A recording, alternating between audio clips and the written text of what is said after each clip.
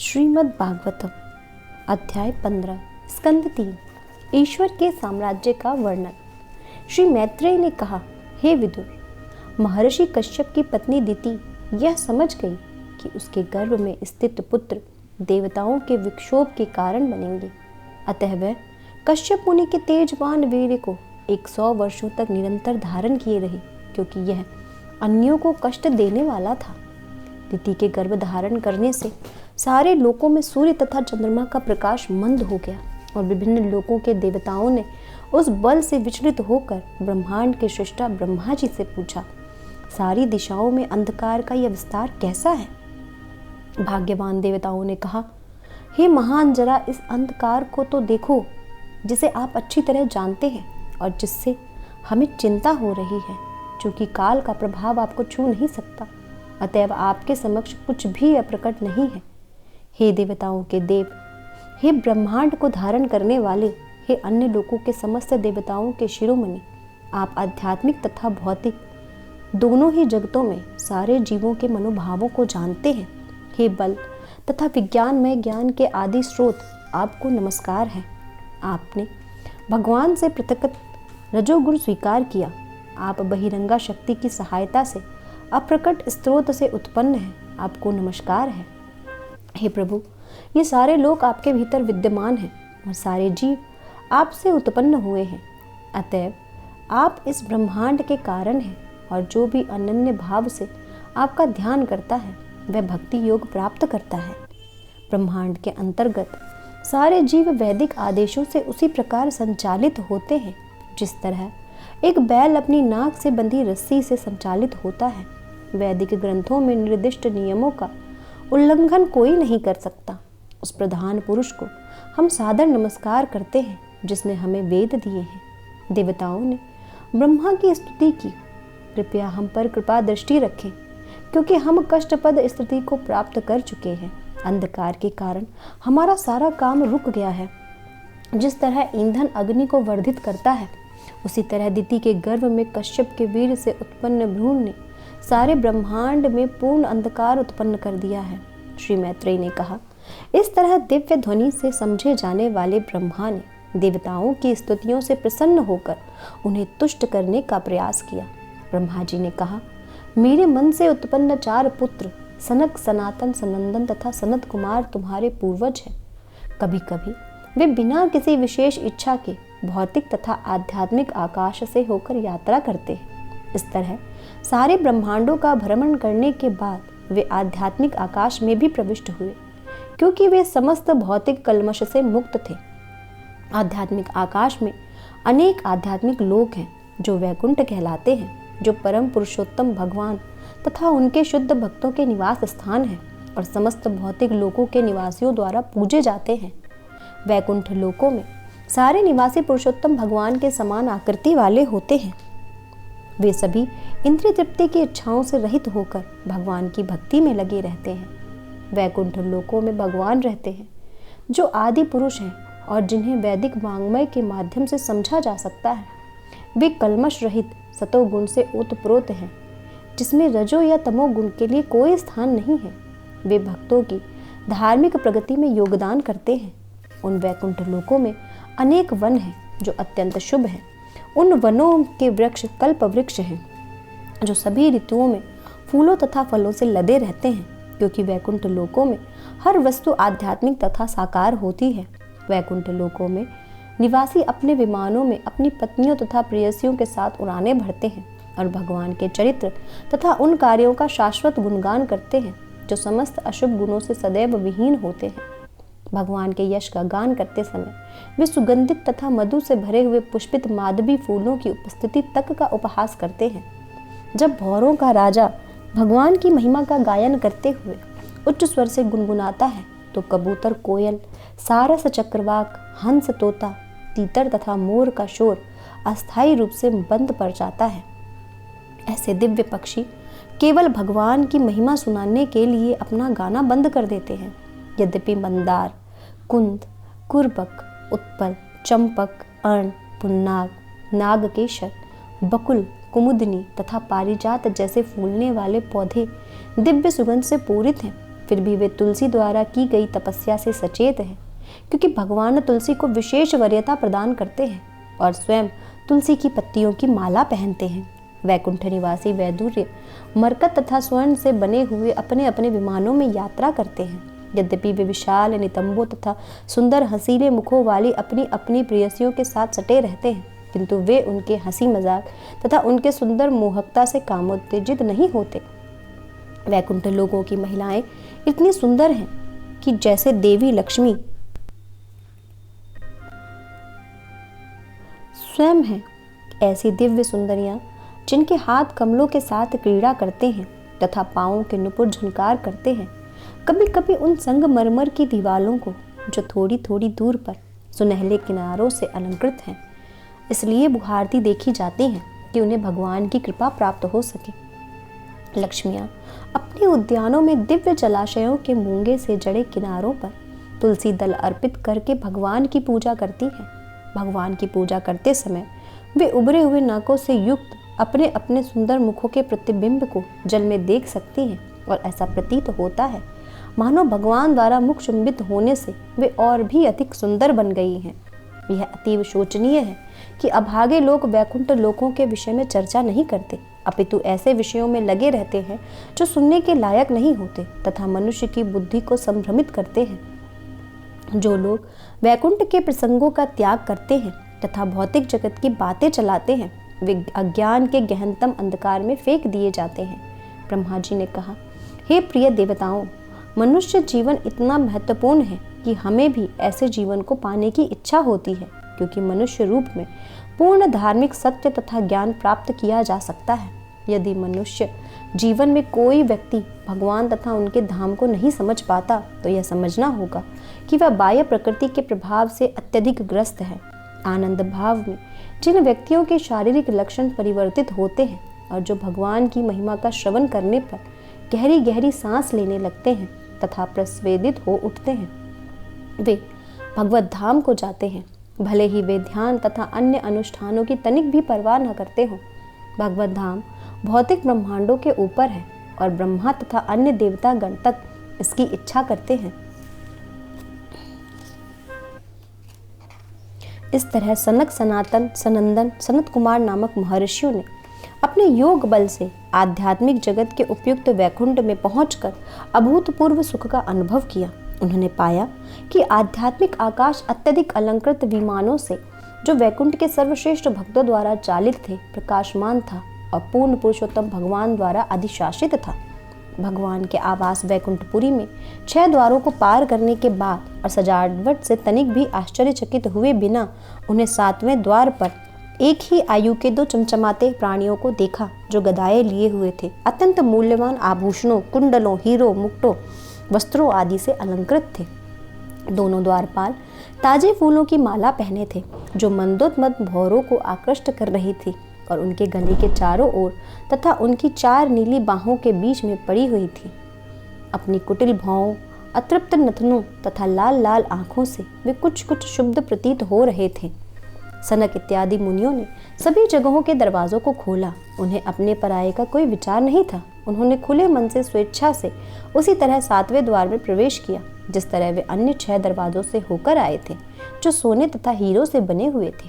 चारों बालक मुनि, जिनके पास अपने शरीर को ढकने के लिए वायुमंडल के अतिरिक्त कुछ नहीं था, 5 वर्ष की आयु के लग रहे थे। यद्यपि वे समस्त जीवों में सबसे वृद्ध थे और उन्होंने आत्मा के सत्य की अनुभूति प्राप्त कर ली थी, किंतु जब द्वारपालों ने, जिनके स्वभाव भगवान को तनिक भी रुचिकर न थे, इन मुनियों को देखा तो उन्होंने उनके यश का उपहास करते हुए अपने डंडों से उनका रास्ता रोक दिया। यद्यपि ये मुनि उनके हाथों ऐसा बर्ताव पाने के योग्य न थे। इस तरह सर्वाधिक उपयुक्त व्यक्ति होते हुए भी जब चारों कुमार अन्य देवताओं को देखते देखते श्री हरि के 2 प्रमुख द्वारपालों द्वारा प्रवेश करने से रोक दिए गए, तो अपने सर्वाधिक प्रिय स्वामी श्री हरि को देखने की परम उत्सुकता के कारण उनके नेत्र क्रोधवश सहसा लाल हो गए।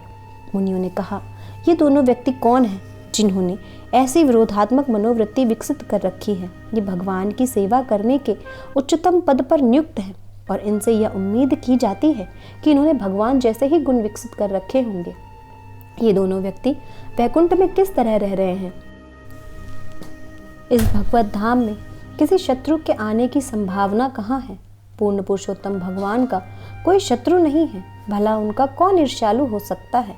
शायद ये दोनों व्यक्ति कपटी हैं, अतएव अपनी ही तरह होने की अन्यों पर शंका करते हैं। वैकुंठ लोक में वहाँ के निवासियों तथा भगवान में उसी तरह पूर्ण सामंजस्य है जिस तरह अंतरिक्ष में वृहद तथा लघु आकाशों में पूर्ण सामंजस्य रहता है। तो इस सामंजस्य के क्षेत्र में भय का बीज क्यों है? ये दोनों व्यक्ति वैकुंठ वासियों की तरह वेश धारण किए हैं, किंतु उनका यह असमंजस्य कहाँ से उत्पन्न हुआ? अतएव हम विचार करें कि इन दो संदूषित व्यक्तियों को किस तरह दंड दिया जाए। जो दंड दिया जाए वह उपयुक्त हो, क्योंकि इस तरह से अंततः उन्हें लाभ दिया जा सकता है। चूंकि वे वैकुंठ जीवन के अस्तित्व में द्वैध पाते हैं, अतः वे संदूषित हैं और इन्हें इस स्थान से भौतिक जगत में भेज दिया जाना चाहिए जहाँ जीवों के 3 प्रकार के शत्रु होते हैं। जब वैकुंठ लोक के द्वारपालों ने, जो कि सचमुच ही भगवत भक्त थे, यह देखा कि वे ब्राह्मणों द्वारा शापित होने वाले हैं, वे तुरंत ही बहुत भयभीत हो उठे। अत्यधिक चिंतावश ब्राह्मणों के चरणों पर गिर पड़े, क्योंकि ब्राह्मण के श्राप का निवारण किसी भी प्रकार के हथियार से नहीं किया जा सकता।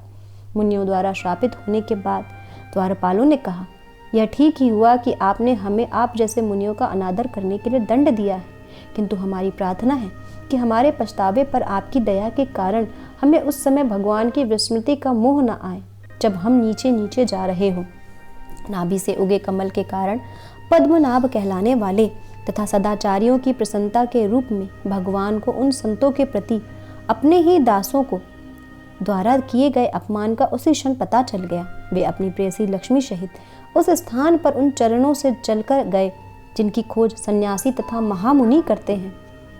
सनक इत्यादि मुनियों ने देखा कि भगवान विष्णु, जो भावमय समाधि में पहले उनके हृदयों के भीतर दृष्टिगोचर होते थे, अब वे साकार रूप में उनके नेत्रों के सामने दृष्टिगोचर हो रहे हैं। जब वे छाता तथा चामर जैसी साज सामग्री सहित अपने संगियों के साथ आगे आए तो श्वेत चामर के बालों के गुच्छे धीमे धीमे हिल रहे थे, मानो 2 श्वेत हंस हो, और अनुकूल हवा से छाते से लटक रहे मोतियों की झालरें भी हिल रही थी, मानो श्वेत पूर्ण चंद्रमा से अमृत की बूंदें टपक रही हों अथवा हवा के झोंकों से बर्फ पिघल रही हो। भगवान सारे आनंद के आगार हैं। उनकी शुभ उपस्थिति हर एक के आशीष के लिए है और उनकी स्नेहमयी मुस्कान तथा चितवन हृदय के अंतरत्म को छू लेती है। भगवान के सुंदर शरीर का रंग श्यामल है और उनका वक्षस्थल लक्ष्मी का श्री विश्राम स्थल है, जो स्वर्गलोकों के शिखर रूपी संपूर्ण आध्यात्मिक जगत को महिमा मंडित करने वाली है। इस तरह ऐसा प्रतीत हो रहा था मानो भगवान स्वयं ही आध्यात्म जगत के सौंदर्य तथा सौभाग्य का विस्तार कर रहे हों। वे करधनी से अलंकृत थे, उनके विशाल कूलों को आवृत किए हुए पीत वस्त्र चमचमा रहे थे। वे ताजे फूलों की माला पहने थे जो गुंजरित भौरों से लक्षित थी। उनकी सुंदर कलाइयों पर कंगन सुशोभित थे और वे अपना एक हाथ अपने वाहन गरुड़ के कंधे पर रखे थे तथा दूसरे हाथ से कमल का फूल घुमा रहे थे। उनका मुखमंडल गालों से सुस्पष्ट हो रहा था, जो उनके बिजली को मात करने वाले मकराकृत कुंडलों की शोभा को बढ़ा रहे थे। उनकी नाक उन्नत थी और उनका सिर रत्न जड़ित मुकुट से आवृत था। उनकी बलिष्ठ भुजाओं के मध्य एक मोहक हार लटक रहा था और उनकी गर्दन कौस्तुभ मणि से विभूषित थी। नारायण का अनुपम सौंदर्य उनके भक्तों की बुद्धि द्वारा कई गुना वर्धित होने से इतना आकर्षक था कि वे अतीव सुंदरी लक्ष्मी देवी को गर्व को भी पराजित कर रहे थे। हे देवताओं, इस तरह प्रकट हुए भगवान मेरे द्वारा, शिवजी द्वारा और तुम सबों के द्वारा पूजनीय है। मुनियों ने उन्हें अतृप्त आंखों से आदर अर्पित किया और प्रसन्नता पूर्वक उनके चरण कमलों पर अपना अपना सिर झुकाया। जब भगवान के चरण कमलों के अंगूठों से तुलसी दल की सुगंध ले जाने वाली मंद वायु उन मुनियों के नथनों में प्रविष्ट हुई तो उन्हें शरीर तथा मन दोनों में परिवर्तन का अनुभव हुआ। यद्यपि वे निर्विशेष ब्रह्म ज्ञान के प्रति अनुरुक्त थे, उन्हें भगवान का सुंदर मुख नीले कमल के भीतरी भाग जैसा प्रतीत हुआ और भगवान की मुस्कान खिले हुए चमेली के फूल सी प्रतीत हुई। मुनिगण भगवान का मुख देखकर पूर्णतया संतुष्ट थे और जब उन्होंने उनको अधिक देखना चाहा तो उन्होंने उनके चरण कमलों के नाखूनों को देखा जो पन्ना जैसे थे। इस तरह वे भगवान के शरीर को बारंबार निहार रहे थे। अतः उन्होंने अंत में भगवान के साकार रूप का ध्यान किया। यही भगवान का वह रूप है जिसका ध्यान योग विधि के अनुयायी करते हैं, और ध्यान में यह योगियों को मनोहर लगता है। यह काल्पनिक नहीं है, अपितु वास्तविक है। जैसा कि महान योगियों ने सिद्ध किया है, भगवान 8 प्रकार की सिद्धियों से पूर्ण है, किंतु अन्यों के लिए यह पूर्ण रूप में संभव नहीं है।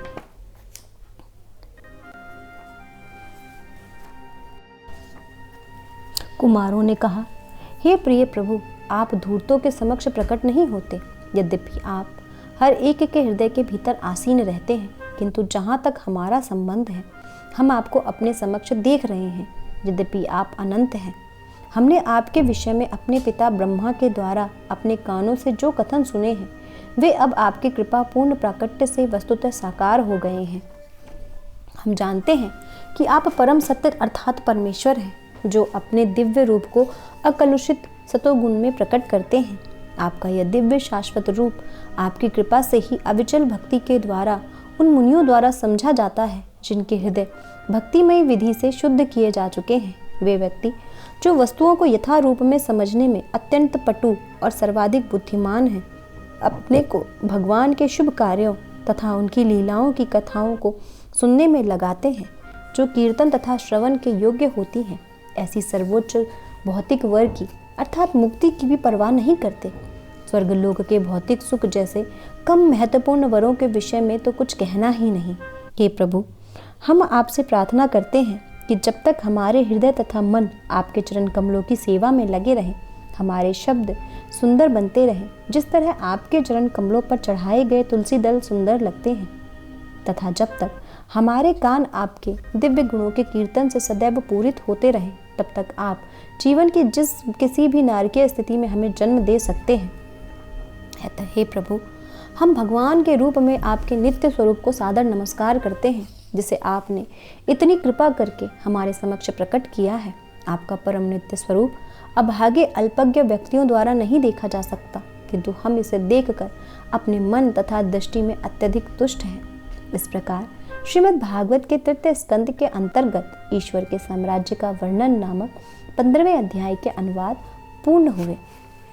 श्रीमद् भागवतम स्कंद 3 अध्याय 16 वैकुंठ के द्वारपालों जय विजय को मुनियों का द्वारा श्राप। ब्रह्मा जी ने कहा, इस तरह मुनियों को उनके मनोहर शब्दों के लिए बधाई देते हुए भगवत धाम में निवास करने वाले पूर्ण पुरुषोत्तम भगवान ने इस प्रकार कहा। भगवान ने कहा, जय तथा विजय नामक मेरे इन परिचरों ने मेरी अवज्ञा करके आपके प्रति महान अपराध किया है। हे मुनियों, आप लोगों ने उन्हें जो दंड दिया है उसका मैं अनुमोदन करता हूँ, क्योंकि आप मेरे भक्त हैं। मेरे लिए ब्राह्मण सर्वोच्च तथा सर्वाधिक प्रिय व्यक्ति है। मेरे सेवकों द्वारा दिखाया गया अनादर वास्तव में मेरे द्वारा प्रदर्शित हुआ है, क्योंकि वे द्वारपाल मेरे सेवक हैं। इसे मैं अपने द्वारा किया गया अपराध मानता हूँ, इसलिए मैं घटी हुई घटना के लिए आपसे क्षमा मांगता हूँ। किसी सेवक द्वारा किए गए गलत कार्य से सामान्य तौर पर लोग उसके स्वामी को दोष देते हैं। जिस तरह शरीर के किसी भी अंग पर श्वेत कुष्ठ के धब्बे सारे चमड़ी को दूषित बना देता है, संपूर्ण संसार में कोई भी व्यक्ति, यहाँ तक कि चांडाल भी, जो कुत्ते का मांस पकाकर और खाकर जीता है, वह भी तुरंत शुद्ध हो जाता है यदि वह मेरे नाम, यश आदि के गुणगान रूपी अमृत में कान से सुनते हुए स्नान करता है। अब आप लोगों ने निश्चित रूप से मेरा साक्षात्कार कर लिया है, अतएव मैं अपनी ही भुजा को काट कर अलग करने में तनिक संकोच नहीं करूँगा, यदि इसका आचरण आपके प्रतिकूल लगे। भगवान ने कहा, चूँकि मैं अपने भक्तों का सहायक हूँ, इसलिए मेरे चरण कमल इतने पवित्र बन चुके हैं कि वे तुरंत ही सारे पापों को धो डालते हैं, और मुझे ऐसा स्वभाव प्राप्त हो चुका है कि देवी लक्ष्मी मुझे छोड़ती नहीं। यद्यपि उसके प्रति मेरा कोई लगाव नहीं है और अन्य लोग उसके सौंदर्य की प्रशंसा करते हैं तथा उसकी रंच मात्र कृपा पाने के लिए भी पवित्र व्रत रखते हैं। यज्ञाग्नि में मेरी ही निजी मुखों में से एक है। यज्ञकर्ताओं के द्वारा डाली गई आहुतियों में मुझे उतना स्वाद नहीं मिलता जितना कि घी से सिक्त उन व्यंजनों से जो उन ब्राह्मणों के मुख में अर्पित किए जाते हैं, जिन्होंने अपने कर्म के फल मुझे अर्पित कर दिए हैं और जो मेरे प्रसाद से सदैव तुष्ट रहते हैं। मैं अपना आबादित अंतरंगा शक्ति का स्वामी हूँ तथा गंगा जल मेरे पाँव को धोने से निकलता हुआ जल है। वही जल जिसे शिवजी अपने सिर पर धारण किए हुए हैं, उनको तथा तीनों लोगों को पवित्र करता है। यदि मैं वैष्णव के पैरों की धूल को अपने सिर पर धारण करूं, तो मुझे ऐसा करने से कौन मना करेगा। ब्राह्मण, गौएं तथा निसहाय प्राणी मेरे ही शरीर हैं। जिन लोगों की निर्णय शक्ति अपने पाप के कारण क्षतिग्रस्त हो चुकी है, वे इन्हें मुझसे पृथक रूप में देखते हैं। वे क्रुद्ध सर्पों के समान हैं और वे पापी पुरुषों के अधीक्षक यमराज के गिद्ध जैसे दूतों की चोंचों से क्रोध में नोच डाले जाते हैं। दूसरी ओर ऐसे लोग जो हृदय में पुलकित रहते हैं और अमृत तुल्य हंसी से आलोकित अपने कमल मुखलों से ब्राह्मणों द्वारा कटु वचन बोलने पर भी उनका आदर करते हैं, उनका अनादर नहीं करते। वे मुझे मोह लेते हैं। वे ब्राह्मणों को मुझ जैसा ही मानते हैं और प्रिय वचनों से उनकी प्रशंसा करके उन्हें उसी तरह शांत करते हैं जिससे पुत्र अपने क्रुद्ध पिता को प्रसन्न करता है, या मैं तुम लोगों को शांत कर रहा हूँ। मेरे इन सेवकों ने अपने स्वामी के मनोभाव को ना जानते हुए आपके प्रति अपराध किया है, इसलिए मैं इसे अपने प्रति किया गया अनुग्रह मानूंगा। यदि आप यह आदेश दें कि वे मेरे पास शीघ्र ही लौट आएं तथा मेरे धाम में उनका निर्वासन काल शीघ्र ही समाप्त हो जाए। ब्रह्मा ने आगे कहा, यद्यपि मुनियों को क्रोध रूपी सर्प ने डस लिया था, किंतु उनकी आत्माएं भगवान की उस मनोहर तथा तेजपूर्ण वाणी को सुनकर अघाई नहीं थी, जो वैदिक मंत्रों की श्रृंखला के समान थी। भगवान की उत्कृष्ट इच्छा, उनकी उत्कृष्ट वाणी उनके गहन आशय थे और इसके अत्यधिक गहन महत्व के कारण समझी जाने में कठिन थी। मुनियों ने उसे कान खोलकर सुना तथा उस पर मनन भी किया, किंतु सुनकर भी वे यह नहीं समझ पाए कि भगवान क्या कहना चाह रहे हैं। तो भी चारों ब्राह्मण मुनि कुमार उन्हें देखकर अति प्रसन्न थे और उन्होंने संपूर्ण शरीर में रोमांच का अनुभव किया। तब उन भगवान से, जिन्होंने अपनी योग माया से परम पुरुष की बहुमुखी महिमा को प्रकट किया था, वे इस प्रकार बोले। ऋषियों ने कहा, हे भगवान, हम यह नहीं जान पा रहे हैं कि आप हमारे लिए क्या करना चाहते हैं, क्योंकि आप सबों के परम शासक होते हुए भी हमारे पक्ष में बोल रहे हैं, मानो हमने आपके साथ कोई अच्छाई की हो। हे प्रभु, आप ब्राह्मण संस्कृति के परम निदेशक हैं। ब्राह्मणों को सर्वोच्च पद पर आपके द्वारा माना जाना अन्यों को शिक्षा देने के लिए आपका उदाहरण है। वस्तुतः आप न केवल देवताओं के लिए अपितु ब्राह्मणों के लिए भी परम पूज्य विग्रह हैं। आप सारे जीवों की शाश्वत वृत्ति के स्रोत हैं और भगवान के नाना स्वरूपों द्वारा सदैव धर्म की रक्षा की है। आप धार्मिक नियमों के परम लक्ष्य हैं और हमारे मत से आप अक्षय तथा शाश्वत रूप से अपरिवर्तनीय हैं। भगवान की कृपा से योगी जन तथा अध्यात्मवादी समस्त भौतिक इच्छाओं को छोड़कर अज्ञान को पार कर जाते हैं। इसलिए यह संभव नहीं कि कोई परमेश्वर पर अनुग्रह कर सके। जिनके चरणों की धूल अन्य लोग अपने सिरों पर धारण करते हैं, वही लक्ष्मी देवी आपकी पूर्व निर्धारित सेवा में रहती है, क्योंकि वे उन भौरों के राजा के धाम में स्थान सुरक्षित करने के लिए उत्सुक रहती है, जो आपके चरणों पर किसी धन्य भक्त के द्वारा अर्पित तुलसी दलों की ताजी माला पर मंडराता है। हे प्रभु, आप अपने शुद्ध भक्तों के कार्यों के प्रति अत्यधिक अनुरक्त रहते हैं, फिर भी आप उन लक्ष्मी जी से कभी अनुरक्त नहीं रहते, जो निरंतर आपकी दिव्य प्रेम भक्ति में लगी रहती हैं। अतएव आप उस पथ की धूल द्वारा कैसे शुद्ध हो सकते हैं जिन पर ब्राह्मण चलते हैं, और अपने वक्षस्थल पर श्रीवत्स चिन्ह के द्वारा आप जिस तरह महिमा मंडित या भाग्यशाली बन सकते हैं। हे प्रभु, आप साक्षात धर्म हैं। अतः आप 3 युगों में अपने को प्रकट करते हैं और इस तरह ब्रह्मांड की रक्षा करते हैं, जिसमें चर तथा अचर प्राणी रहते हैं। आप शुद्ध सत्व रूप तथा समस्त आशीष को प्रदान करने वाली कृपा से देवताओं तथा द्विज की रजों तथा तमो गुणों को भगा देते हैं। हे प्रभु, आप सर्वोच्च द्विजों के रक्षक हैं। यदि आप पूजा तथा मृदु वचनों को अर्पित करके उनकी रक्षा ना करें, तो निश्चित है कि पूजा का शुभ मार्ग उन सामान्य जनों द्वारा परित्यक्त कर दिया जाएगा, जो आपके बल तथा प्रभुत्व पर कर्म करते हैं। हे प्रिय प्रभु, आप नहीं जानते कि शुभ मार्ग को विनष्ट किया जाए, क्योंकि समस्त शिष्टाचार के आगार आप ही हैं। आप सामान्य लोगों के लाभ हेतु अपनी बलवती शक्ति से दुष्ट तत्व को विनष्ट करते हैं। आप तीनों सृष्टियों के स्वामी तथा पूरे ब्रह्मांड के पालक हैं। अतएव आपके विनीत व्यवहार से आपकी शक्ति घटती नहीं है, प्रयुक्त इस विनम्रता द्वारा आप अपनी दिव्य लीलाओं का प्रदर्शन करते हैं। हे प्रभु, आप इन दोनों निर्दोष व्यक्तियों को या हमें भी जो दंड देना चाहेंगे, उसे हम बिना द्वैत के स्वीकार करेंगे। हम जानते हैं कि हमने 2 निर्दोष व्यक्तियों को शाप दिया है। भगवान ने उत्तर दिया, हे ब्राह्मणों, यह जान लो कि तुमने उनको जो दंड दिया है वह मूलतः मेरे द्वारा निश्चित किया गया था। अतः वे आसुरी परिवार में जन्म लेने के लिए पतित होंगे, किंतु वे क्रोध द्वारा वर्धित मानसिक एकाग्रता द्वारा मेरे विचार में मुझसे दृढ़ता पूर्वक संयुक्त होंगे और शीघ्र ही मेरे पास लौट आएंगे। ब्रह्मा जी ने कहा, वैकुंठ के स्वामी पूर्ण पुरुषोत्तम भगवान को आत्मज्योतित वैकुंठ लोक में देखने के बाद मुनियों ने वह दिव्य धाम छोड़ दिया। मुनियों ने भगवान की प्रदक्षिणा की, उन्हें नमस्कार किया तथा दिव्य वैष्णव ऐश्वर्यों को जान लेने पर वे अत्यधिक हर्षित होकर लौट आए। तब भगवान ने अपने सेवकों जय तथा विजय से कहा, उस स्थान से चले जाओ, किंतु डरो मत, तुम लोगों की जय हो। यद्यपि मैं ब्राह्मणों के श्राप को निरस्त कर सकता हूँ, किंतु मैं ऐसा करूँगा नहीं, प्रयुक्त इसे मेरा समर्थन प्राप्त है। वैकुंठ से यह प्रस्थान लक्ष्मी जी ने पहले ही बतला दिया था। वे क्रुद्ध थी क्योंकि जब उन्होंने मेरा धाम छोड़ा और फिर वो लौटी तो तुमने उन्हें द्वार पर रोक लिया जबकि मैं सो रहा था। भगवान ने जय विजय नामक दोनों वैकुंठ वासियों को आश्वस्त किया कि क्रोध में योगाभ्यास द्वारा तुम ब्राह्मणों की अवज्ञा करने से पाप से मुक्त हो जाओगे और अत्यल्प अवधि में मेरे पास वापस आ जाओगे।